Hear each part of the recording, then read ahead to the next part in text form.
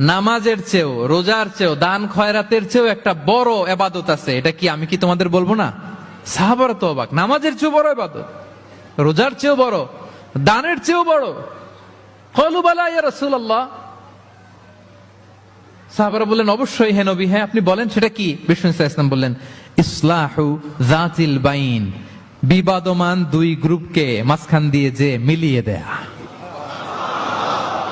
নামাজের চেয়েও বড়, রোজার চেয়েও, সাদাকার চেয়েও বড়, মিলায় দেওয়া। আমরা মনে করি সেজদা দিতে দিতে কপালে দাগ ফেলে দিছি, এটাই তো বড় ইবাদত। এটা তো নিঃসন্দেহে বড় ইবাদত।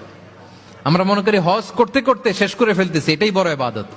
জিকির করতে করতে আমরা দিনরাত এক করে ফেলতেছি, এগুলো তো নিঃসন্দেহে ইবাদত।